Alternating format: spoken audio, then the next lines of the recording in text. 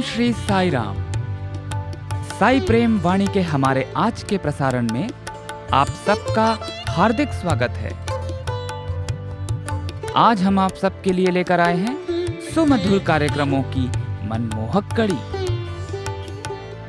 आज के प्रसारण में आप दिव्य संदेश कार्यक्रम के अंतर्गत भगवान बाबा द्वारा लिखित महाग्रंथ श्री राम कथा रसवाहिनी का एक भाग एवं दिव्यानुभव प्रोग्राम के अंतर्गत एक कथा वार्ता सुनेंगे। हम आदर्श जीवन आनंद उपवन के अंतर्गत एक परिचर्चा भी सुनेंगे।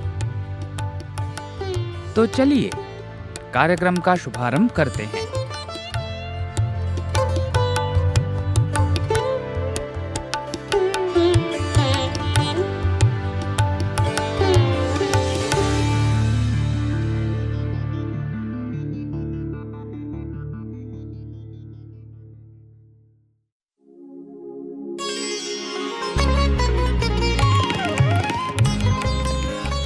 अब प्रस्तुत है दिव्य संदेश। इसके अंतर्गत भगवान बाबा द्वारा लिपिबद्ध किए गए महाग्रंथों में से एक श्री राम कथा रसवाहिनी का एक भाग आज हम प्रस्तुत करने जा रहे हैं। दिव्य संदेश, साई संदेश, दिव्य संदेश, साई संदेश।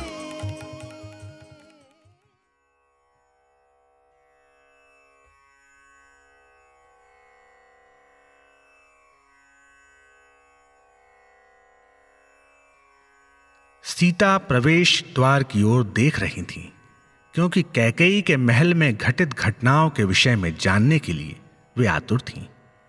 क्या कारण था कि राज्याभिषेक की शुभ घड़ी निकट आती जा रही थी, फिर भी राम अभी तक नहीं आए।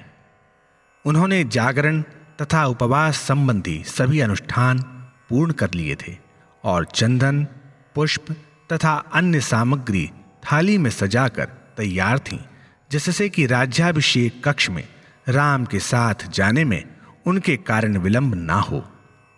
राम के आगमन की आशा में उनका हृदय आतुर था। सभी दास दासियां राज्याभिषेक की शुभ घड़ी के आगमन से अति प्रसन्न थीं। सुंदर नारियां राम के आगमन पर आरती उतारने के लिए प्रस्तुत थीं। अलौकिक सौंदर्य युक्त एवं सुसज्जित कक्ष में राम ने सिर झुकाए चुपचाप सीता के कक्ष में प्रवेश किया। उपस्थित जन समुदाय स्तब्ध रह गया। सीता अपने स्वामी की ओर बढ़ी।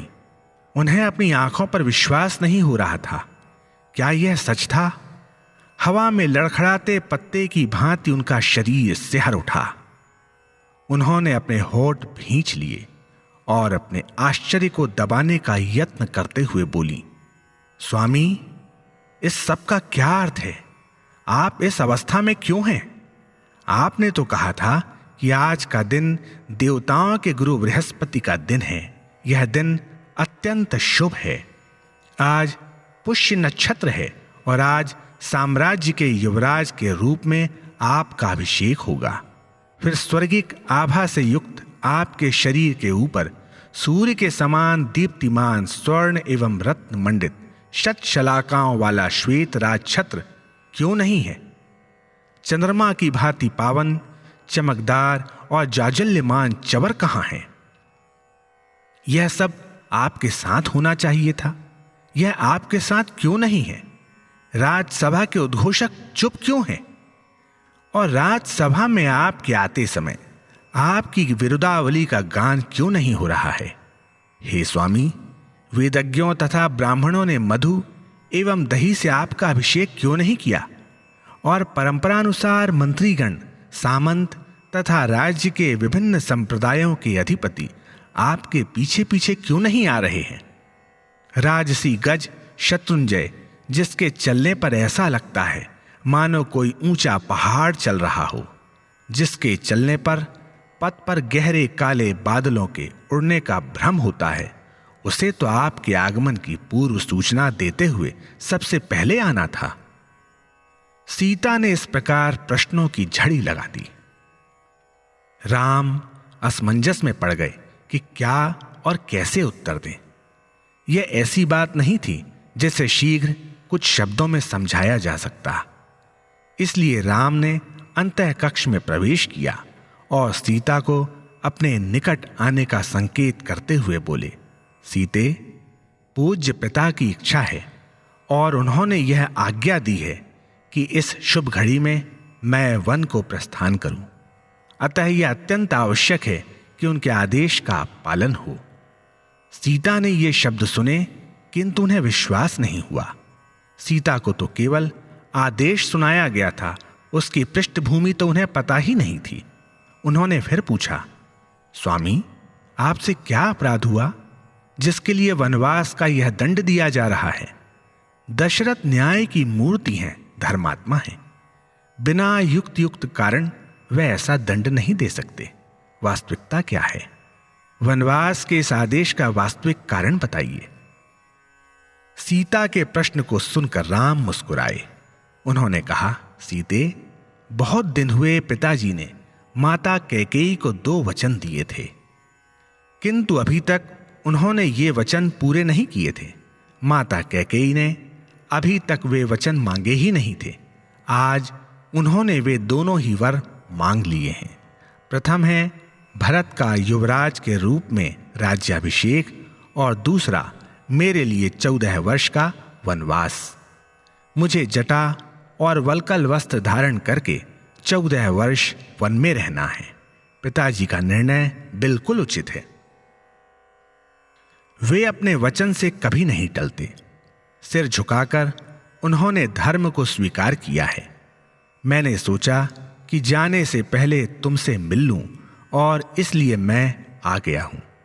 तुमने उच्च कुल में जन्म लिया है। सभी नैतिक नियमों तथा उद्देश्यों से तुम परिचित हो। तत्वज्ञानी महाराज जनक तुम्हारे पिता हैं। तुम स्वयं भी निरंतर धर्म के पथ पर चलने वाली हो। मुझे आज ही वन के लिए प्रस्थान करना है। असंख्य पीढ़ियों से चले आ रहे और पूर्वजों से प्राप्त इस राज्य को दशरथ महाराज ने भरत को दे दिया है और अब से भरत इस राज्य के स्वामी हैं। राज्याभिषेक के उपरांत वह तुमसे आशीर्वाद लेने आएंगे। मेरे भाई के सामने तुम ना तो मेरी प्रशंसा करना और ना मेरे वन गमन के कारण किसी प्रकार के दुख अथवा अप्रसन्नता का प्रदर्शन करना। भरत की अवहेलना या उनसे घृणा मत करना। नृपति केवल उन्हें ही पसंद करते हैं जो उनकी सेवा करते हैं और उनकी पूजा करते हैं। इसलिए ना तो मेरी प्रशंसा करना और ना भरत की आलोचना। वह मेरे भाई हैं और तुम्हारे देवर, किंतु यह सब संबंध पारिवारिक हैं। जहां तक नृपत्य का संबंध है, भरत तुम्हारे और मेरे सम्राट हैं। उन्हें उपयुक्त सम्मान मिलना चाहिए। अपने कार्यों या शब्दों से उन्हें अप्रसन्नता या कष्ट मत पहुंचाना। प्रिय, न केवल भरत किंतु वृद्ध पिता दशरथ की आज्ञा का भी पालन करना। माता कौशल्या की भी सेवा करना। वह मेरे वियोग के कारण अत्यंत दुखी हैं। हर प्रकार से उन्हें प्रसन्न करने का यत्न करना। कैकेयी एवं सुमित्रा को भी प्रसन्न रखना और उनकी आज्ञा मानना। सीता, भरत और शत्रुघ्न मुझे प्राणों के समान प्रिय हैं। उन्हें अपना भाई समझो या अपने पुत्रवत उनका पालन करो। प्रिय, मेरे यहां न रहने के कारण तुम इस स्थान को त्याग कर मिथिला जाने का विचार मत करना। तुम अयोध्या में रहो और सास ससुर की सब प्रकार से सेवा करो और उनके हृदय से दुख दूर कर उन्हें आराम दो। अपने प्रेम और सेवा से उन्हें साहस, आराम तथा संतोष प्रदान करो। जब राम सीता को उनके कर्तव्यों के बारे में समझा रहे थे, तब वह अपनी हंसी दबाए न रह सकी। वह बहुत देर तक चुप न रह सकी।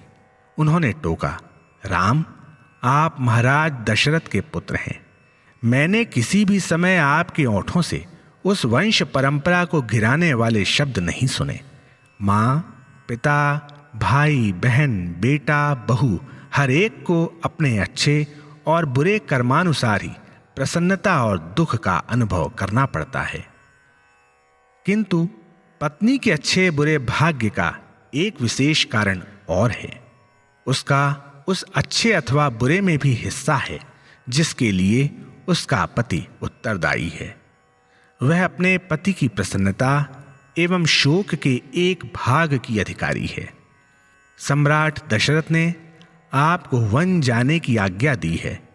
एक नारी का अपनी माता एवं पिता के द्वारा पालन पोषण किया जा सकता है। उसके पुत्र द्वारा उसका सम्मान किया जा सकता है। दास दासियां उसकी सेवा कर सकती हैं, किंतु वे कभी भी उसके लिए ओट एवं सहारा नहीं बन सकते। जिन युक्तियों एवं तरीकों से आप मुझे समझाने का प्रयत्न करते हैं, उनसे तो मुझे केवल हंसी आती है। मेरे विवाह से पहले पिता ने मुझे वे सारे कर्तव्य सिखा दिए थे जिन्हें मैंने निभाना है और जो मेरा मार्गदर्शन करेंगे। मैं न तो मूर्ख हूं और न मैं अधिकार पाने की ही इच्छुक हूं। इससे और भी अधिक मैं आपको बता दूं कि मैं किसी विचार को केवल इसीलिए हठपूर्वक नहीं अपनाए रहती क्योंकि यह मेरा विचार है। इसलिए मुझे मेरे विशेष कर्तव्यों के बारे में बताने की आवश्यकता नहीं है, क्योंकि मुझे वे सभी ज्ञात हैं। जब मैं यहाँ रहने का निर्णय कर लूं, तभी आपको मुझे यह बताना चाहिए कि मुझे सास ससुर, भाभियों तथा पृथ्वी के शासक के प्रति किस प्रकार सेवा करनी है, उसके पहले नहीं। किंतु जब मैं आपके साथ हूं, तब मुझे दूसरों की सेवा करने का न अवसर है और न ही आवश्यकता। मैं तो आनंद पूर्वक आपके साथ चल रही हूं। काफी समय से मेरे अंदर वन में जाकर कुछ वर्ष व्यतीत करने की एक अपूर्ण इच्छा थी। यह मेरा सौभाग्य है कि मैं इस अवसर पर अपने स्वामी के साथ अब उस इच्छा की पूर्ति कर सकती हूं। मैं अब कुछ और नहीं सुनूंगी। आप यह जोर ना दें कि मुझे इस महत्वपूर्ण विषय पर अपना दृष्टिकोण व्यक्त नहीं करना चाहिए। आप मुझ पर क्रोधित ना हो कि मैं आपकी आज्ञा नहीं मान रही हूं। यह आपके लिए ना तो ठीक ही है और ना उचित कि आप मुझे यहां इस प्रकार छोड़ दें जैसे कोई एक घूंट जल पीने के पश्चात शेष जल प्याले से बाहर फेंक देता है। मेरे शब्दों पर विश्वास करें, मैं अयोध्या में एक क्षण भी नहीं रहूंगी। आप मुझे अपने साथ ले चलें। इन्हीं शब्दों को कहते हुए सीता राम के चरणों में गिर पड़ी और उनको मजबूती से पकड़ लिया। मुझे इसका रंच मात्र भी दुख नहीं है कि आपको राज्य सिंहासन नहीं मिला। मुझे तो आप अत्यंत प्रिय हैं, चाहे आपके मस्तक पर राज्य मुकुट हो अथवा नहीं। जहां कहीं भी आप हैं, मेरे लिए तो वही साम्राज्य है, वही मेरा वैभव है। सीता ने निवेदन किया। राम ने उन्हें बताया कि वन का जीवन अत्यंत कठोर और भयपूर्ण है। वहां जंगली जानवर, खूंखार मनुष्य, पिशाच आदि राक्षस तथा डाकू भरे पड़े हैं। वहां पर नदियों को पार करना पड़ता है एवं घनी कांटेदार झाड़ियों में से होकर चलना पड़ता है। उन्होंने कहा, तुम्हें तो पैदल चलने की आदत ही नहीं है, इसलिए तुम्हें और भी अधिक परेशानी एवं व्यथा उठानी पड़ेगी। इस प्रकार उन्होंने और भी विभिन्न प्रकार के भय एवं कष्टों का वर्णन किया जिनका सीता को सामना करना होगा, किंतु सीता पर इसका कोई प्रभाव नहीं पड़ा। उन्होंने उत्तर दिया, स्वामी, वहां के जानवर कितने भी जंगली क्यों ना हो, जंगल कितने ही घने अथवा भयानक क्यों ना हो, जब आप मेरे साथ हैं तब वे मुझे क्या नुकसान पहुंचा सकते हैं और भला मेरा क्या बिगाड़ सकते हैं। मुझे कोई कष्ट नहीं होगा। मुझे ज्ञात है कि वन में किस प्रकार चलना होता है। मुझे अत्यंत प्रसन्नता होगी यदि आप मुझे आगे चलने को कहें, जिससे मैं आपके आराम से चलने के लिए रास्ता ठीक करती चलूं। मार्ग में पड़े पत्थर, कंकड़ और कांटों को उठाकर दूर फेंक दूंगी। आपकी पीड़ा को कम करने की चेष्टा कर आपकी यात्रा आसान बनाऊंगी। मुझे अपने साथ चलने की आज्ञा दें, जिससे मैं आपकी सेवा कर सकूं और आनंदित हूं। यहां अयोध्या के इस राजप्रासाद के अंदर रनिवास में होने के कारण आपकी सेवा करने का अवसर मुझे नहीं मिल पाया, मुझे इतनी चिंता और कष्ट होता था कि आपकी सभी प्रकार की सेवाएं नौकरों चाकरों द्वारा होती हैं। वन में ना तो कोई सेवक होगा और ना कोई दास, इसलिए मैं स्वयं आपकी सभी प्रकार की सेवा करके आनंदित हो सकती हूँ। यह मेरा परम सौभाग्य है। हे स्वामी, मुझे वह पुनीत अवसर प्रदान कर मेरे जीवन को सफल बनाइए। सीता ने नाना प्रकार से दया और न्याय पाने के लिए अनुरोध किया। राम करुणा से भर गए। उन्होंने कहा, सीता, वन में रहना उतना आसान कार्य नहीं है जितना तुमने अभी अभी वर्णन किया। भली प्रकार विचार कर लो, आगे आने वाले दिवसों में काफी कष्ट उठाने पड़ेंगे। राम ने जंगल की उन सभी भयानकताओं का विस्तार पूर्वक वर्णन किया जिनका सामना हरेक को अवश्याम्भावी रूप में करना ही पड़ता है, किंतु सीता अपने निश्चय पर दृढ़ थीं। राम, मैं आपकी प्रतिज्ञाओं के पालन में किसी प्रकार की रुकावट नहीं डालूंगी। आपके शब्दों से मुझे ऐसा लगता है जैसे आप मुझसे कोई बात छिपा रहे हैं, अथवा आपको ऐसी कोई आपत्ति है जिसे आप मेरे समक्ष नहीं कहना चाहते। आपने कोई गोपनीय रहस्य मुझसे क्यों छिपाया? मैं आपके साथ उन सभी व्यक्तिगत संयमों का पालन करूंगी जो ब्रह्मचर्य के मार्ग पर चलने वाले व्यक्ति के लिए आवश्यक होते हैं। मैं भी कंद और फल खाकर जीवन निर्वाह करूंगी। मैं सुगंधित द्रव, इत्र आदि का प्रयोग भी त्याग दूंगी। हम लोग केवल वन्य फूलों की सुगंध ही सांस द्वारा ग्रहण करेंगे। आप तो इक्ष्वाकु वंश के वंशज हैं, जिसने असंख्य प्राणियों को विनाश से बचाया है।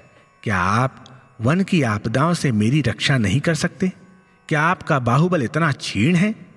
यह मैं कभी भी विश्वास नहीं कर सकती कि आप इतने निर्बल होंगे। मैं आपको कोई कष्ट नहीं दूंगी। मेरे कारण आपको किसी भी प्रकार की चिंता नहीं होगी। स्वामी, आपके साथ चलने के अतिरिक्त मैं और कुछ नहीं कर सकती। मैं आपके चरणों की ओर सोऊंगी। इससे मुझे परम आनंद की प्राप्ति होगी। राम, मैं आपके सिवा अन्य कुछ भी नहीं जानती। मैं आपसे पृथक होकर एक क्षण भी जीवित नहीं रह सकती।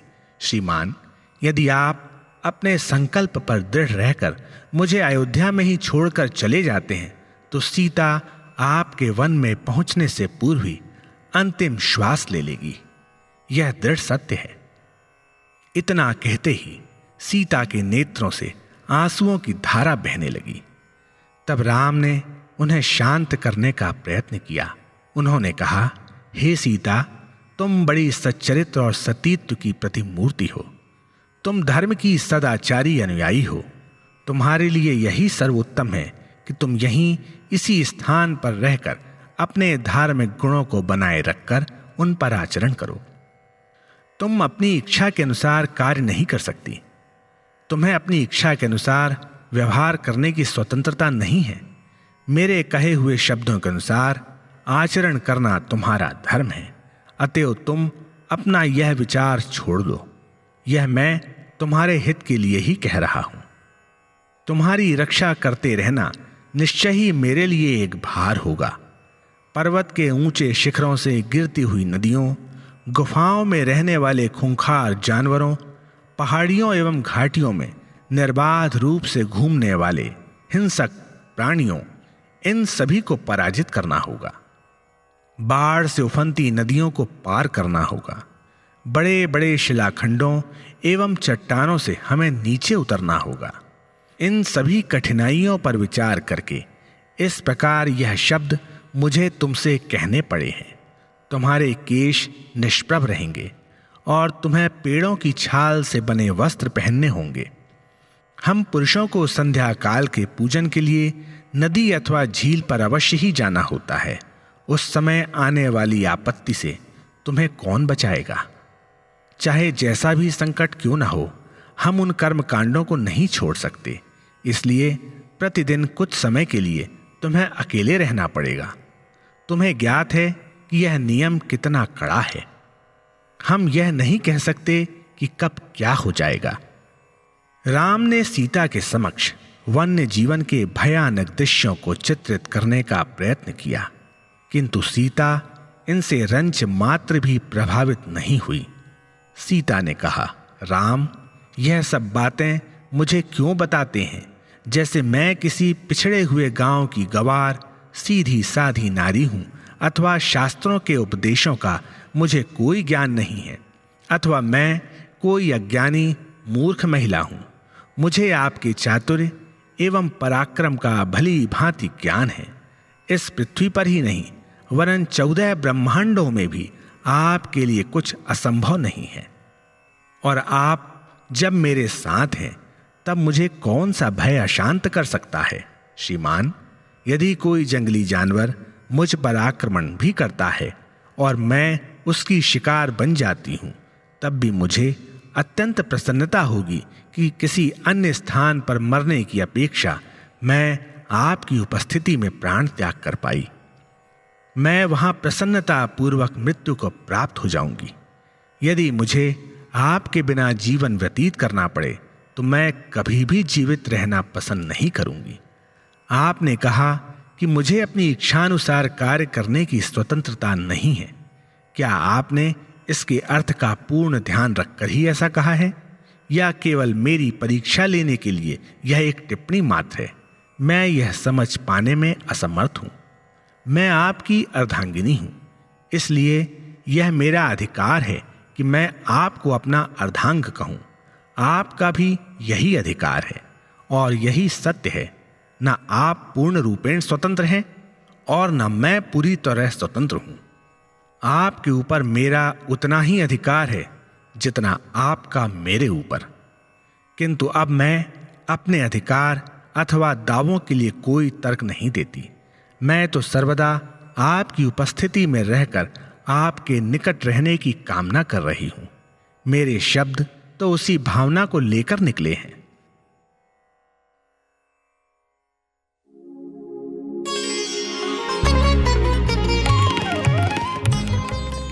अभी आप सुन रहे थे दिव्य संदेश।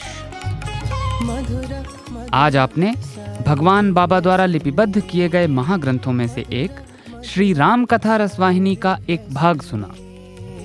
भवसागर तार का दिव्य संदेश, साई संदेश, दिव्य संदेश, साई संदेश।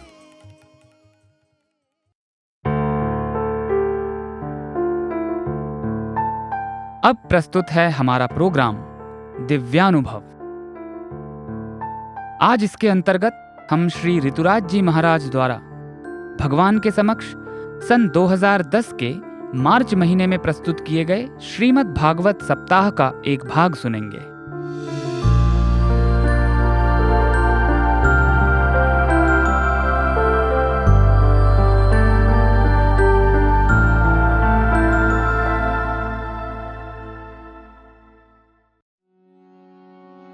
भगवान के तो सारे रूप हैं, हर रूप भगवान का ही रूप है। तो भगवान ने नारद जी को अपना रूप दे दिया और देवर्षि नारद ब्याह करने के लिए स्वयंवर में जा रहे हैं। देखिए, जो रेफरी हैं वो खुद मैच खेलने जा रहे हैं। जो मार्गदर्शक हैं, है ना, जो नारद जी लोगों का ब्याह कराते हैं, जो नारद जी लोगों के मोह की निवृत्ति करते हैं, आज वही देवर्षि नारद स्वयं मोह में डूब गए हैं और ब्याह के लिए जा रहे हैं। भगवान बोले ब्याह कर लाओ, फिर विधिवत बारात लेकर चलेंगे वैकुंठ से।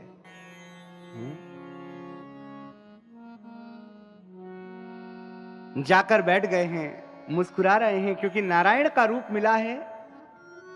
भगवान तो बड़े सुंदर हैं। भगवान के सौंदर्य का तो शब्दों में वर्णन हो ही नहीं सकता।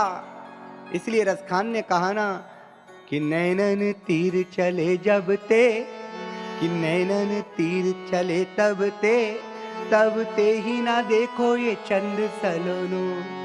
वो तीर सो खंजन मारत है, ऐसी सुंदर बैन सो नंद सलोनो। कि सावर के रंग आली आली, सावर के रंग आली आली जब ते निक देखो है श्याम सलोनो, सुंदर नयन बिसात अली, कहीं देखू ना भावे कि श्याम सलोनो। भगवान तो इतने सुंदर हैं।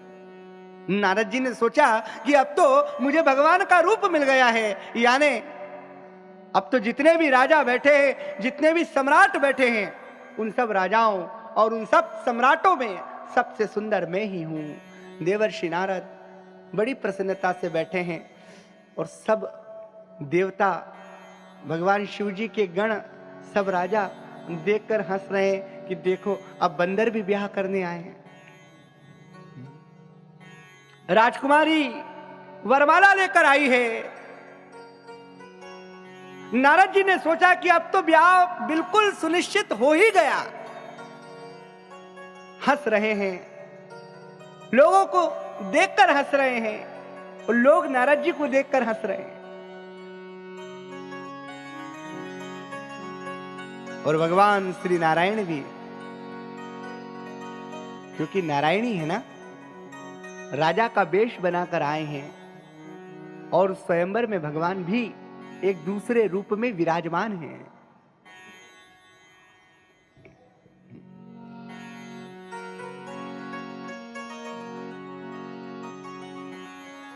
और एक चमत्कार होता है। राजकुमारी नारद जी के पास आती है। नारद जी अपना आसन छोड़ देते हैं, कहते हैं देवी इसी समय माला पहना दो। राजकुमारी ने नारद जी की ओर ध्यान भी नहीं दिया और उन्हीं राजाओं की मंडली में भगवान श्रीमन नारायण जो वेश बदलकर बैठे हैं, राजकुमारी आती है क्योंकि वो नारायणी है और नारायण वेश बदलकर बैठे हैं, इसलिए नारायण के गले में जयमाल पहना देती है। जैसे ही नारायण के गले में जयमाल पहनाती है, नारद जी दुखी हो जाते हैं, रोने लगते हैं। भगवान शिव जी के गण कहते हैं पहले कुएं में जाकर मुंह तो देखो अपना, कुएं के जल में अपनी छाया देखो और अपना मुख देखो। कुएं के जल में नारद जी ने अपनी छाया देखी। ओ हो बानर रूप मोही देही भगवंता। मेरे भगवान ने ये क्या किया? जिन्हें हम हार समझे थे गला अपना सजाने को, वही अभिशाप बन बैठे हम ही से फाड़ खाने को। जिन्हें जीवन में हमने सब कुछ माना, जिनके लिए सर्वस्व दे दिया, उन्हीं ने इतना बड़ा धोखा किया। अब तो नारद को बड़ा क्रोध आया और भगवान से बातचीत करने के लिए वैकुंठ जा रहे हैं।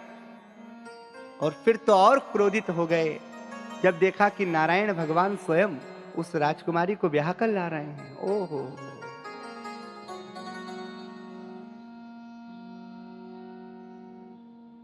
नारद जी कहते हैं कि भगवान, मैंने पूरा जीवन भर आपका भजन किया, आपका नाम लिया, जहां भी वीणा बजाते हुए जाता हूं नारायण नारायण गाता हूं, और उसका ये परिणाम, जिससे मुझे ब्याह करना था उससे आपने ब्याह कर लिया। भगवान ने कहा नारद सुनो,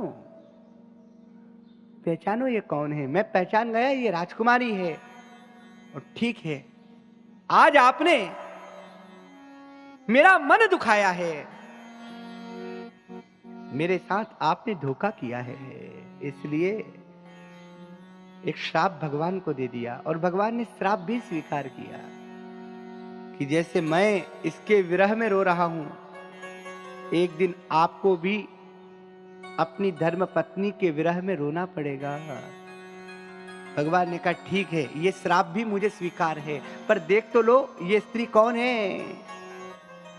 श्री ओम नमो भगवती राजराजेश्वरी सागर तीर महामायापुर निवासनी महाकाली महालक्ष्मी महासरस्वती अन्नपूर्णा शक्ति देवी अम्बे माते उदयोस्तु उदयोस्तु।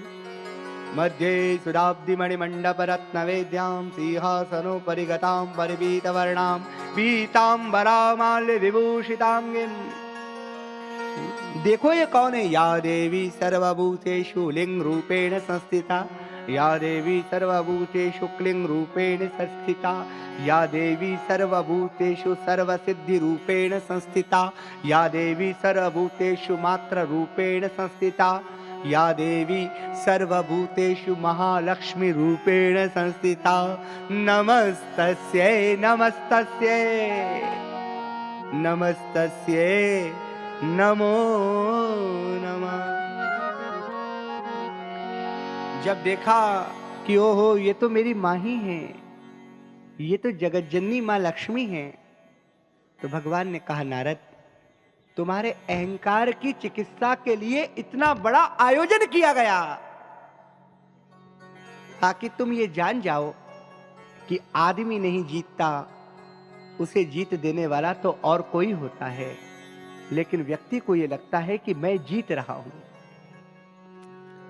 जीवन में जितने भी युद्ध हम जीते हैं अपने कारण नहीं जीते हैं। जीवन में जो सफलताएं हमें मिली हैं अपने कारण नहीं, भगवान के अनुग्रह से मिली हैं। इसलिए भगवान बाबा कहते हैं कि मेरी दी गई कृपा का, मेरे दिए गए अनुग्रह का दुरुपयोग ना करो। दुरुपयोग यानी उसे अपनी विजय मत मानो। क्या महाभारत की विजय अर्जुन की विजय थी, युधिष्ठिर की विजय थी, भीम की विजय थी, नकुल या सहदेव की विजय थी? नहीं। अरे दुर्वासा ऋषि को दुर्योधन ने भेज दिया था। द्रौपदी के पास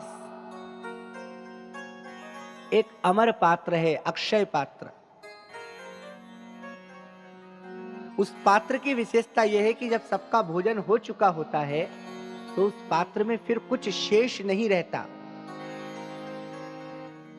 जितना चाहिए उतना उस अक्षय पात्र में एक बार आता है भोजन के समय, एक बार रात्रि को भोजन के समय। और दुर्योधन ने दुर्वासा जी को कहा कि मेरे भाई लोग वन में हैं, आप उनके यहां भी भोजन करने जाइए ना। दुर्वासा जी ऐसे हैं कि भोजन करने बैठ जाएं तो कई शताब्दियां बीत जाती हैं। ऐसे ही अगस्त्य मुनि हैं। एक बार भगवती जानकी ने इनको आमंत्रित कर लिया था अगस्त्य मुनि को।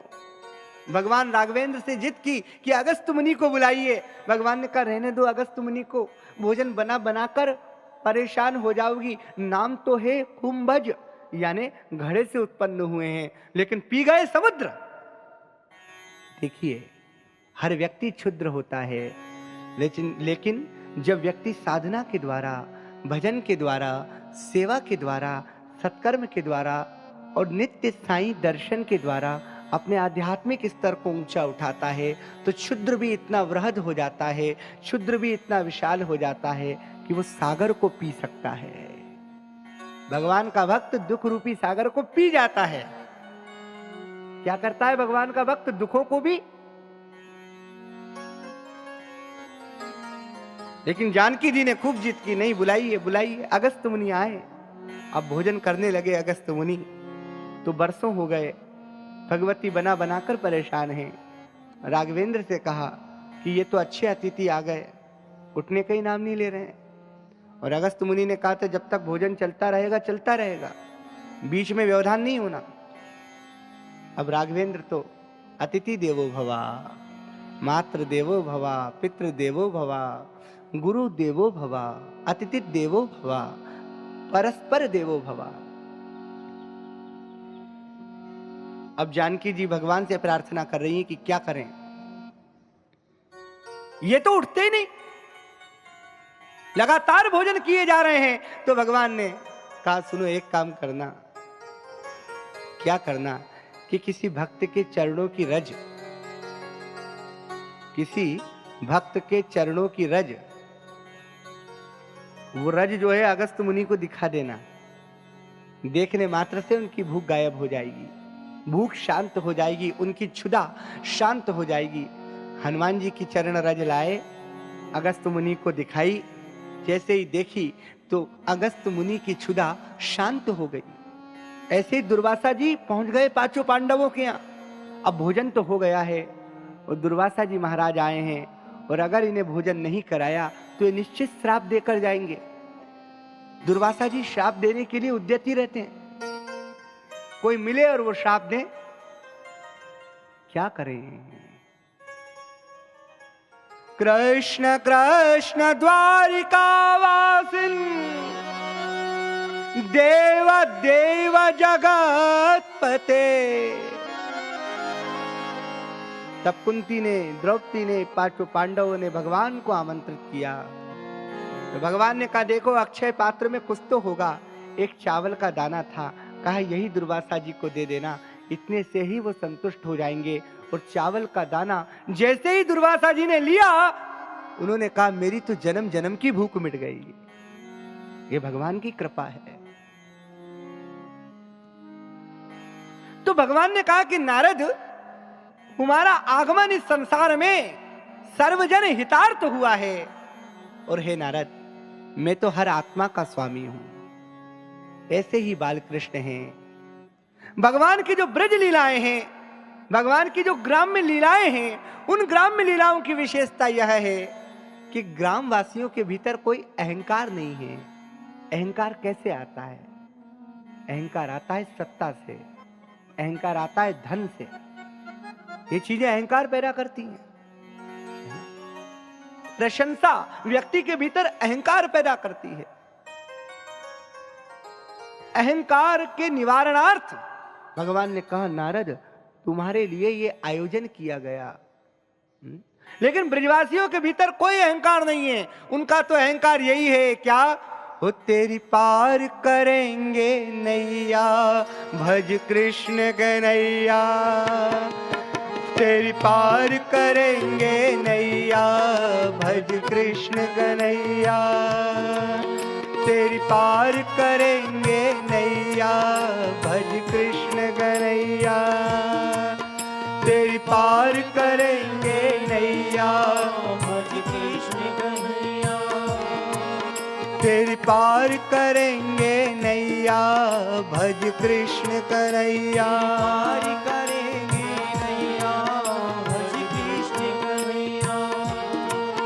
तेरी पार करेंगे नैया, साईं कृष्ण कन्हैया। करेंगे नैया, साईं कृष्ण कन्हैया। बाल कृष्ण गोपाल हमारो, बाल कृष्ण गोपाल हमारो। बाल कृष्ण गोपाल हमारो, बाल कृष्ण गोपाल हमारो। ब्रिजवासिन को प्राण पियारो, ब्रिजवासिन को प्राण पियारो। नंद महल को छैया, भज कृष्ण कन्हैया। नंद महल को छैया, भज कृष्ण कन्हैया। तेरी पार करेंगे नैया, भज कृष्ण कन्हैया। पार करेंगे नैया, भज कृष्ण कन्हैया। भक्त सुदामा चावल लाए, भक्त सुदामा चावल लाए। प्रेम सहित हरि भोग लगाए, प्रेम सहित हरि भोग लगाए। भक्त सुदामा चावल लाए, भक्त सुदामा चावल लाए। प्रेम सहित हरि भोग लगाए, प्रेम सहित हरि भोग लगाए। कह कर भैया भैया, भज कृष्ण कन्हैया। कह कर भैया भैया, भज कृष्ण कन्हैया। तेरी पार करेंगे नैया, भज कृष्ण कन्हैया। पार करेंगे नैया, भज कृष्ण कन्हैया। दुष्ट दुशासन चीर जो खींचो, दुष्ट दुशासन दुष्ट दुशासन चीर जो खींचो, दुष्ट दुशासन दीन दुखी जो। दौड़े साईं चीर को लेकर, दौड़े साईं चीर को लेकर। दौड़े साईं चीर को लेकर, दौड़े साईं चीर को लेकर। भगनी के वो भैया, भज कृष्ण कन्हैया। भगनी के वो भैया, भज कृष्ण कन्हैया। तेरी पार करेंगे नैया, भज कृष्ण कन्हैया। पार करेंगे नैया भज कृष्ण कन्हैया। पार करेंगे नैया भज कृष्ण कन्हैया। पार करेंगे नैया भज कृष्ण कन्हैया। साईं कृष्ण गोपाल हमारो, साईं कृष्ण गोपाल हमारो। सब भगतन को प्राण प्यारो, सब भगतन को प्राण प्यारो। पुटपरती को छैया भज कृष्ण कन्हैया। पुटपरती को छैया भज कृष्ण कन्हैया। पार करेंगे नैया साईं कृष्ण कन्हैया। पार करेंगे नैया साईं कृष्ण कन्हैया। पार करेंगे नैया भज कृष्ण कन्हैया। पार करेंगे नैया भज कृष्ण कन्हैया। रोम रोम में साईं बसा लो, रोम रोम में साईं बसाए।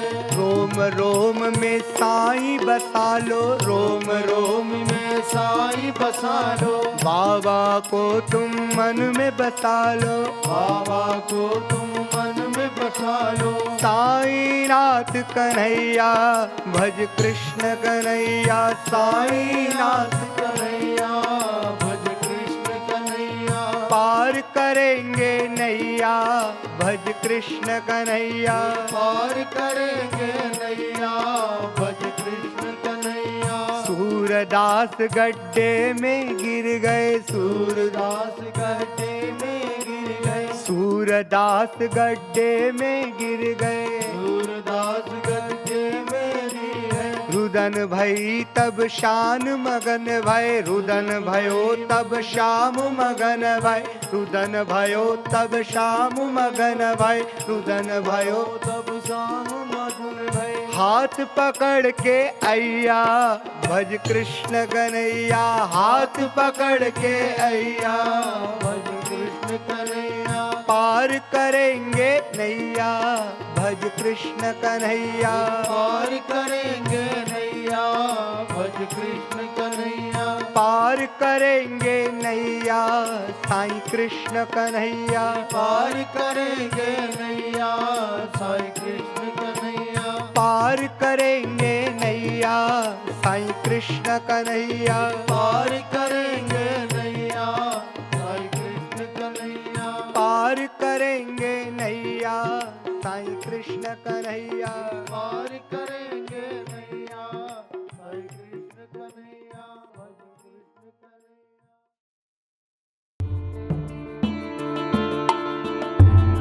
अभी आप सुन रहे थे हमारा दिव्यानुभव प्रोग्राम।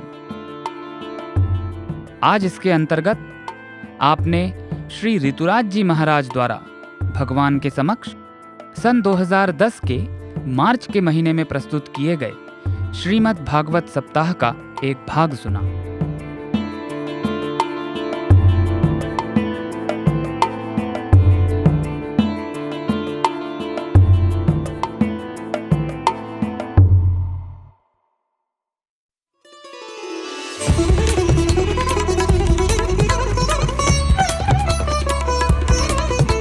आप सुन रहे हैं रेडियो साईं प्रशांति निलयम से हिंदी प्रसारण साईं प्रेम वाणी।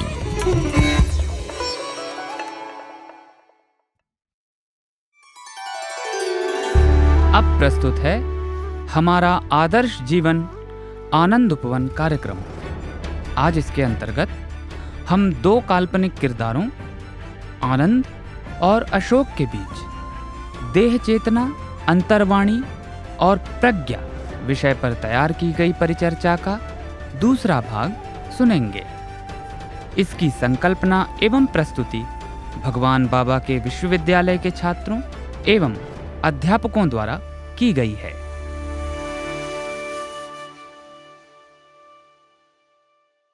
साईराम आनंद। साईराम अशोक। आनंद, तनिक याद करो, स्वामी मनुष्य के सृजन के बारे में क्या कहते हैं? स्वामी कहते हैं पर्वतों, नदियों, जानवरों, पक्षियों आदि की सृष्टि के उपरांत ईश्वर को आभास हुआ कि जगत में ईश्वर जो सबका सृजन करता है को जानने वाला कोई न था। इसीलिए उन्होंने मानव की सृष्टि की। और इसलिए कि ईश्वर मानव की दृष्टि को अपनी ओर आकर्षित करना चाहता था, उसने उसे अंतर्वाणी नामक दिशासूचक यंत्र प्रदान किया। तुम समझ गए आनंद? अब मुझे उस डॉक्टर की बात करने दो जो अपने परिवार के साथ फिल्म देखने जाने ही वाला था कि कहीं आकस्मिक घटना घट जाने से उसके लिए बुलावा आ गया। उसे आगे क्या करना चाहिए यह जानने के लिए वह अपनी अंतर्वाणी का सहारा लेता है। तुम्हारी समझ में अंतर्वाणी उसे क्या सुझाव देगी? यह तो एक सरल सी बात है आनंद। अंतर्वाणी कहेगी, मिस्टर, एक डॉक्टर होने के नाते किसी भी परिस्थिति में तुम्हारा पहला कर्तव्य रोगी की ओर ध्यान देने का है। इसमें कोई शक नहीं कि तुम्हारा अपने परिवार के प्रति भी कुछ कर्तव्य है, लेकिन रोगी के प्रति तुम्हारे कर्तव्य का स्थान तुम्हारे अपने परिवार के प्रति कर्तव्य से कहीं अधिक ऊंचा और महत्वपूर्ण है। जब तुम एक रोगी की सेवा करते हो तो उसमें स्वार्थ भावना के लिए कहीं लेश मात्र भी स्थान नहीं होता, लेकिन जब तुम अपने परिवार के साथ सैर करने जाते हो तो उसमें कहीं न कहीं किसी न किसी मात्रा में स्वार्थ भावना अवश्य रहती है। हाँ, अगर यह आकस्मिक बुलावा न आया होता तो बात कुछ और ही होती, लेकिन अब जब बुलावा आ ही गया है, तुम्हारे पास केवल एक ही विकल्प रह जाता है, उस आकस्मिक बुलावे को स्वीकार करते हुए रोगी की सेवा करना। ये तो एकदम साफ बात हुई। अशोक, अब मुझे ये बताओ, क्या सबके पास अंतर्वाणी होती है? आनंद, तुम्हें ऐसे प्रश्न करते देख मुझे आश्चर्य सा हो रहा है आनंद। क्यों? तुम्हारे क्यों कहने का मतलब क्या है आनंद? क्या मैंने तुम्हें बताया नहीं कि अंतर्वाणी ईश्वर का ही समानार्थी है? और क्या स्वामी ने हमें बार बार यह नहीं बताया है कि ईश्वर सब में समाया हुआ है? ईश्वर हर मनुष्य में निवास करता है। क्या इसका सीधा तात्पर्य यह नहीं हुआ कि सबके पास अंतर्वाणी होती है? ठीक है, मैं मान गया, लेकिन तब सब अंतर्वाणी का ही अनुसरण क्यों नहीं करते? मेरे विचार से हम पहले से ही इस प्रश्न पर विचार कर चुके हैं। तुम्हें यह समझा सकने के लिए मैं एक विश्लेषण दे सकता हूँ। अशोक, अपने इस विश्लेषण को तनिक सरल बनाकर प्रस्तुत करना, क्योंकि यह वार्तालाप मेरे लिए कुछ कठिन सा है। चिंता न करो आनंद, मैं ऐसा ही करूंगा। अब सोचो कि स्वामी प्रवचन दे रहे हैं। मान लो कि तुम्हारे पास ही बैठे लोग इस प्रवचन के समय बातचीत करने में लीन हैं। अब ऐसी अवस्था में क्या तुम स्पष्ट रूप से यह सुन सकोगे कि स्वामी क्या कह रहे हैं? स्वाभाविक है, नहीं? तो यहां भी ठीक यही चीज है। मतलब ये कि अंतर्वाणी से प्रश्नोत्तर करते समय यदि मस्तिष्क विचारों की मृग तृष्णा में खोया हुआ है तो तुम अंतर्वाणी को नहीं सुन सकोगे। अशोक, क्या उस डॉक्टर के संदर्भ में मुझे यह बात समझा सकते हो? जरूर। मान लो कि डॉक्टर को उस आकस्मिक घटना की सूचना अभी अभी मिली है, जबकि वह अपनी कार में बैठकर फिल्म देखने के लिए जाने ही वाला था। अब वह डॉक्टर असमंजस में पड़ जाता है। वह अपनी अंतर्वाणी का सहारा लेता है। इसी अंतराल में उसका मन कहता है, डॉक्टर, तुम अपने परिवार के साथ बाहर जा सकने के लिए लंबे समय से इंतजार कर रहे हो। तुम्हें विश्राम की भी आवश्यकता है और यह फिल्म भी बहुत अच्छी है। इस अवसर को हाथ से मत जाने दो। तुम उस रोगी की बात लेकर अपने आप को झंझट में क्यों डाल रहे हो? कल्पना करो कि यदि तुम घर में न होते तो क्या उस रोगी के परिवार वाले किसी दूसरे डॉक्टर की खोज में न जाते? तुम उनसे इतना कह दो कि मैं व्यस्त हूं, आप किसी और डॉक्टर का दरवाजा खटखटाइए और खुद फिल्म देखने चले जाओ। अशोक, जब हम इसके बारे में सोचते हैं तो यह वार्तालाप उचित ही लगता है। तुम ऐसा सोचते हो आनंद? मुझे आश्चर्य होता है। तनिक सोचो आनंद, यदि तुम्हारी या हमारी अपनी माँ बहुत बीमार होती और तुम्हारा या हमारा अपना फैमिली डॉक्टर ऐसी बात कहता कि तुम किसी और डॉक्टर का दरवाजा खटखटाओ, तब तुम या हम क्या सोचते आनंद? तुम्हारा कहना उचित ही है अशोक। देखो आनंद, अगर डॉक्टर तुम्हारी पहुंच से बाहर होता या वह कहीं बाहर गया होता या फिर वह किसी केस में व्यस्त होता तो यह एक अलग बात होती, लेकिन इस केस में तो उसके पास कोई बहाना नहीं रह जाता। इसलिए इस आकस्मिक संकट की बेला में पीड़ित की देखभाल करना उस डॉक्टर का परम धर्म हो जाता है। चिकित्सा शास्त्र की यही नीति और परंपरा भी चली आ रही है। स्नातक की उपाधि लेते समय उस डॉक्टर ने शपथ ली थी। वह शपथ ठिठोली करने के लिए नहीं आनंद, बल्कि दृढ़ संकल्प रहकर पालन किए जाने के लिए होती है। हाँ, मैंने इस शपथ के बारे में सुन रखा है। यह शपथ एक अनोखी सी चीज है कि नहीं? आनंद, तुम भूल रहे हो कि तुमने भी स्वामी की यूनिवर्सिटी से अपनी उपाधि कॉन्वोकेशन या दीक्षांत समारोह में लेते समय ऐसी ही शपथ ली थी। शपथ ले चुकने के बाद तुम्हें और मुझे भी उसके प्रति प्रतिज्ञाबद्ध होना चाहिए। हे भगवान, मैं तो भूल ही गया था। मैं इसके लिए क्षमा चाहता हूँ। मैं समझता हूं कि हमने इस कॉन्शियंस या अंतर्वाणी के बारे में चर्चा करने में काफी समय लगा दिया है। अब हम कॉन्शियसनेस या प्रज्ञा के बारे में बातचीत कर सकते हैं। यह ठीक होगा। हमें उसके लिए भी कुछ समय देना चाहिए। आनंद, मैं समझता हूं कि इस विषय का परिचय दे सकने के लिए सबसे अच्छा तरीका उस प्रश्न को यहां याद करना होगा जो स्वामी विद्यार्थियों से कभी कभी करते हैं। स्वामी पूछते हैं, अवेयरनेस से क्या तात्पर्य है? हाँ, मैंने स्वामी को यह प्रश्न करते सुना है। उसका उत्तर क्या है? स्वामी ने स्वयं ही इसका उत्तर दिया है आनंद। वे कहते हैं, पूर्ण ज्ञान ही अवेयरनेस है। और उसका क्या मतलब है? वह भी स्वामी ने समझाया है आनंद। पूर्ण ज्ञान का मतलब यह जान लेने से है ईश्वर के अलावा कहीं किसी की कोई सत्ता नहीं है। क्या यह वाक्य प्रज्ञा से संबंधित है? हाँ, अवश्य है। और वो कैसे? मैं अब वही समझाने की कोशिश करूंगा आनंद। सबसे पहली चीज जो हमें जानने चाहिए वह यह है कि हम में ईश्वर का निवास है और जब भी हम चाहते हैं वह हमसे बात करता है। वह अंतर्वाणी के रूप में हमारे लिए 24 घंटे 7 दिन उपलब्ध रहता है। वो तो तुमने मुझे पहले ही बताया। तुम्हारा दूसरा पॉइंट क्या है? दूसरा पॉइंट यह है आनंद कि ईश्वर सब में है, हर मनुष्य में भी है। मान लिया, आगे क्या? अगली चीज जो हमें जाननी चाहिए वह यह है कि एक ही ईश्वर सब में समाया हुआ है। ऐसा तो स्वाभाविक तौर पर होना ही चाहिए, कि नहीं? कोई भी ऐसा ही सोचेगा, लेकिन व्यवहार में यह ऐसा नहीं मालूम पड़ता। तुम ऐसा कैसे कह सकते हो अशोक? यह तो एक सरल सी बात है आनंद। हम दो लोगों को लेते हैं, ए और बी दोनों आपस में झगड़ते हैं।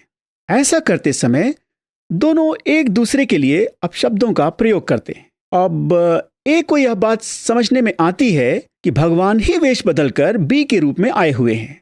उसने उनके बारे में अपशब्दों का प्रयोग करने की हिम्मत कैसे कर डाली? इसी तरह से अगर बी भी ऐसा ही सोचता कि ए भगवान का ही प्रतिरूप है, तो क्या वह उसके प्रति अपशब्दों की बौछार कर सकता था? तुम ये क्या कह रहे हो कि केवल ऐसा कहना कि भगवान सब में निवास करता है पुस्तकीय ज्ञान मात्र है? बिल्कुल आनंद। और जैसा कि स्वामी कहते हैं, जिस चीज की जरूरत है वह है व्यावहारिक ज्ञान, पुस्तकीय ज्ञान मात्र नहीं। ठीक है, मैं वह सब स्वीकार करता हूं, लेकिन इस सब में प्रज्ञा कहाँ आती है? प्रश्न बहुत ही अच्छा है आनंद, और मुझे तुम्हें इसका उत्तर सोच समझकर बड़ी सतर्कता से देना होगा। इस विषय को समझा सकने के लिए शायद बहुत से रास्ते हैं, लेकिन मैं सोचता हूं कि मैं इसे व्यक्ति की 3 अवस्थाओं, जिनकी चर्चा स्वामी विगत वर्षों में किया करते थे, को ध्यान में रखते हुए करूंगा। तुम्हारा तात्पर्य जागृत, स्वप्न और तुरीय अवस्था से है क्या? बिल्कुल सच आनंद। तुम देखो, अवेयरनेस, कॉन्शियसनेस या चेतना, इन अवस्थाओं में बहुत महत्वपूर्ण भूमिका निभाती है। इस प्रश्न पर विचार करते समय 2 तरह की चेतना में अंतर करना सरल हो जाता है। वे हैं प्राइमरी कॉन्शियसनेस या प्राथमिक चेतना और सेकेंडरी कॉन्शियसनेस या सहायक चेतना। और ये दोनों वास्तव में हैं क्या? अब मैं सहायक चेतना से शुरुआत करता हूं आनंद। सहायक चेतना वह साधन है जो हमें बाह्य संसार के प्रति सजग रहने में सहायता करती है। सहज है कि जागृत अवस्था में यह प्रभावकारी होती है। मैं समझ रहा हूं, लेकिन स्वप्नावस्था में क्या होता है? अब जैसा कि तुम जानते हो, स्वप्न निद्रा से संबंधित एक क्रियाविधि है। तो स्वप्नावस्था की बात करते समय हम एक व्यक्ति के उस अनुभव की बात कर रहे होते हैं जो सोते हुए स्वप्न देखते समय उसे होता है।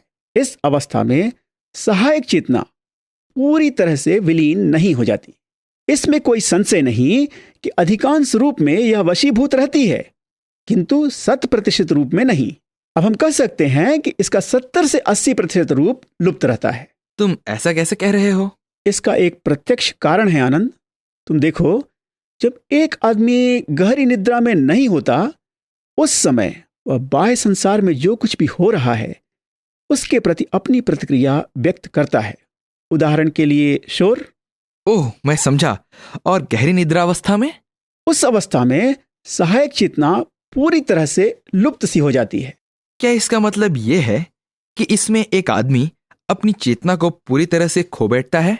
मुझे बहुत खुशी हो रही है आनंद कि तुम प्रश्न कर रहे हो, क्योंकि मुझे गहरी निद्रावस्था के एक अनोखे रूप के बारे में कुछ बताने का अवसर मिल रहा है। तुम देखो, गहरी निद्रावस्था में भले ही सहायक चेतना लुप्त सी हो जाती है, किंतु वहां एक और ऊंची चेतना प्रकट और कार्यरत रहती है। और मैं समझता हूं कि यही वह चेतना है जिसे तुमने प्राथमिक चेतना के नाम से पुकारा था। तुमने एकदम सही अनुमान लगाया आनंद। क्या इसका तात्पर्य यह हुआ कि सहायक चेतना के लुप्त होते ही प्राथमिक चेतना कार्यरत हो जाती है? नहीं नहीं, ऐसा नहीं होता आनंद। इसके विपरीत प्राथमिक चेतना सदैव कार्यरत रहती है। जागृत अवस्था में यह सहायक चेतना के द्वारा आवरित हो जाती है। सुनो, जिसे तुम सहायक चेतना कह रहे हो, मैं उसे समझ सकता हूं, विशेषकर जागृत अवस्था के संदर्भ में। लेकिन जहां प्राथमिक चेतना का संबंध होता है, वहां सबसे पहले हम ये कैसे जाने कि वह है भी? ओह, एक बार फिर तुमने बहुत अच्छा प्रश्न किया है आनंद। मान लो कि तुम लंबे समय तक गहरी नींद में सोए हुए हो। अब जागने पर तुम्हें कैसा लगेगा? अगर मैं लंबी गहरी नींद सोता हूं तो निश्चित है कि मैं बहुत स्वस्थ और ताजगी महसूस करूंगा। सच में। लेकिन जब तक इसका अनुभव कर सकने वाला कोई नहीं होता, तुम कैसे जानोगे कि तुम गहरी नींद सोए थे? तुम्हारा कहना सच है अशोक। हाँ, यह स्वाभाविक है। देखो, यह प्राथमिक चेतना है जो गहरी नींद से जागने पर मिलने वाली ताजगी का अनुभव करने में सक्षम होती है, और बाद में यह अपने इसी अनुभव को शरीर तक संचरित कर देती है। ठीक है, मैं इससे सहमत हूं, लेकिन जिस तरह से तुम इसका वर्णन कर रहे हो, उसमें मुझे इस प्राथमिक चेतना का आध्यात्म से कहीं कोई संबंध नहीं दिखलाई देता। परिणाम पर मत पहुंच जाओ आनंद। मैंने प्राथमिक चेतना का परिचय इस तरीके से खासकर यह दिखलाने के लिए दिया है कि इसका अस्तित्व होता है। वेदांत के प्रकांड पंडित इस तरह के तर्कों का प्रयोग यह विश्वास दिलाने के लिए करते हैं कि अवश्य ही एक ज्ञान है जो शरीर या देह का अतिक्रमण करता है। क्या मतलब? मतलब ये कि पवित्र और प्राथमिक चेतना का अस्तित्व शरीर न रहने पर भी रहता है, और वास्तव में शरीर आदि का उद्भव पवित्र चेतना से ही हुआ है। क्या इससे यह संकेत मिलता है कि ईश्वर पवित्र चेतना है? सच में। इसीलिए इस कॉन्शियसनेस या चेतना के लिए प्रज्ञा शब्द का भी प्रयोग किया जाता है। वेदों के अनुसार प्रज्ञानम ब्रह्मा, अर्थात चेतना ही ईश्वर है। मैं सोचता हूं कि इसे पचाने में तो मुझे कुछ समय लगेगा। तब तक मुझे ये बताओ कि जिस कॉन्शियंस या अंतर्वाणी की बात हम लोगों ने कुछ समय पहले की, और जिस कॉन्शियसनेस या प्रज्ञा की बात हम अभी कर रहे हैं, उन दोनों में क्या संबंध है? आनंद, मैं तुम्हारे इस प्रश्न की सराहना करता हूं आनंद। सराहना के लिए बहुत धन्यवाद अशोक, लेकिन प्रश्न के उत्तर की ओर ध्यान दो। हमारा समय बीतता जा रहा है। मैं ऐसा ही करूंगा आनंद। तुम देखो, एक आदमी धर्मानुसार अपनी अंतर्वाणी का ही अनुसरण करता है, तो एक ऐसी अवस्था आती है जब उसे दो चीजों का ज्ञान होता है। पहले तो उसे यह ज्ञान होता है कि कॉन्शियंस या अंतर्वाणी ही ईश्वर है। उसके उपरांत उसे यह ज्ञान होता है कि एक ही ईश्वर सब में निवास करता है। जब वह इन दोनों सोपानों को पार करता है, तो उसे अंत में यह ज्ञान होता है कि वह स्वयं ही ईश्वर है। जब मनुष्य पूरी तरह से इस सत्य को आत्मसात कर लेता है कि वह दिव्यता का ही स्वरूप है, तब वह चेतना के सर्वोच्च शिखर पर पहुंच जाता है। तुम्हारे कहने का मतलब यह है कि उसकी प्राथमिक चेतना या प्रज्ञा दूसरे किसी भी प्राथमिक चेतना या प्रज्ञा के ही समान है? तुम्हारा कथन एकदम सही है आनंद। प्राथमिक चेतना या प्रज्ञा केवल एक ही होती है, और वह सब में मौजूद रहती है। वही ईश्वर है। प्रज्ञानम ब्रह्मा का यही तात्पर्य है। दोस्त, यह सब बहुत भारी सा होता जा रहा है, और इस सब पर मुझे जरूर फिर कभी खाली समय में अपनी प्रतिक्रिया व्यक्त करनी चाहिए। तब तक मुझे देखने दो कि मैं मुख्य मुख्य बातों को सही रूप में समझ पाया हूं या नहीं। सबसे पहले तो ये कि हम सब में बाह्य संसार के प्रति सचेत रह सकने की क्षमता है। इसी को तुमने सहायक चेतना के नाम से संबोधित किया है। सच? 100% सच। अगला कि यह सहायक चेतना को लुप्त और प्रकट किया जा सकता है। ठीक। तीसरा कि इस सहायक चेतना का संबंध बाह्य संसार से संबंधित इंद्रियों और मस्तिष्क के द्वारा किए जाने वाले कार्यों से होता है। अब तक एकदम सही आनंद। सहायक चेतना का अतिक्रमण श्रेष्ठ ज्ञान है, जिसे प्राथमिक चेतना के नाम से जाना जाता है। तुम्हारी समझ सचमुच सराहना के योग्य है आनंद। चूंकि यह प्राथमिक चेतना हर समय विद्यमान रहती है, यह सचमुच देह का अतिक्रमण करती है। उसे ही प्रज्ञा कहते हैं, जो व्यक्ति में ईश्वर का ही प्रकट रूप है। इससे कहीं आगे मनुष्य के अंतर्मन में समाया यह ईश्वर अंतर्वाणी के रूप में उससे वार्तालाप करता है। आनंद, अब तक हुई सारी वार्ता का तुमने बहुत ही सुंदर सार प्रस्तुत किया है। सब कुछ को इतनी स्पष्टता के साथ व्यक्त करने के लिए मैं तुम्हें सचमुच बधाई देता हूं आनंद। आगे बढ़ो और जो कुछ शेष रह गया है उसे भी पूरा करो। ठीक है, तो केवल एक चीज जिसका जिक्र अब तक मैंने नहीं किया, वह यह कि सब में एक ही प्रज्ञा निवास करती है, जिसका तात्पर्य यह हुआ कि जिसे हम अनजाने में कभी कभी व्यक्ति चेतना कहकर संबोधित करते हैं, वह वास्तव में व्यक्तिगत चेतना नहीं, सनातन चेतना है। और यही वेदांत वाक्य प्रज्ञानम ब्रह्मा का वास्तविक अर्थ है। दोस्त, मुझे अचंभा सा हो रहा है कि मैंने इसके बारे में सब कुछ एकदम सही सोचा। आशा करता हूं मैं यह सब याद रख सकूं। अशोक, स्वामी के इस कथन से कि मैं तुम में हूं, तुम्हारे साथ हूं, तुम्हारे ऊपर हूं और नीचे हूं, आदि आदि, हमने आज जो कुछ भी चर्चा की, उससे क्या उसका कोई संबंध है? उसका आज की इस चर्चा से पूरा पूरा संबंध है आनंद। दुख केवल इस बात का है कि आज हमारे पास इसके लिए समय नहीं रह गया आनंद। हाँ अशोक, यह भी दुख की बात है कि मुझे भी कुछ समय के लिए बाहर जाना है और हम इस विषय पर जल्दी ही चर्चा न कर सकेंगे। हाँ आनंद, मुझे भी इस बात का दुख है कि हमें कुछ समय के लिए अपने इस सत्संग की वर्तमान श्रृंखला को स्थगित रखना होगा। मैं आशा करता हूं कि तुम जल्दी ही वापस लौटोगे, और हाँ, तुम्हारे लौटने के उपरांत इस श्रृंखला को एक बार फिर से चालू रख सकने के बारे में तुम्हारे क्या विचार हैं? तुमने बहुत ही अच्छा सोचा अशोक।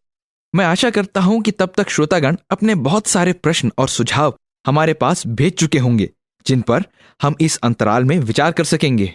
प्रिय श्रोताओं, मुझे खेद है कि यह श्रृंखला, जिसे आनंद और मैं साथ साथ आपके सामने पिछले लगभग 2 महीनों से प्रस्तुत कर रहे थे, कुछ समय के लिए स्थगित रहेगी।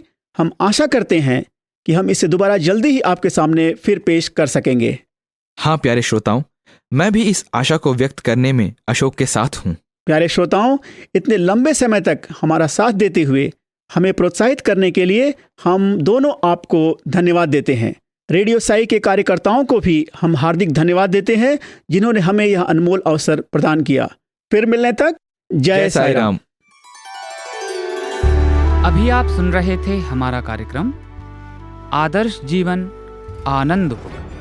आज आपने 2 काल्पनिक किरदारों आनंद और अशोक के बीच देह चेतना, अंतर्वाणी और प्रज्ञा विषय पर तैयार की गई परिचर्चा का दूसरा भाग सुना। इसकी संकल्पना एवं प्रस्तुति भगवान बाबा के विश्वविद्यालय के छात्रों एवं अध्यापकों द्वारा की गई थी।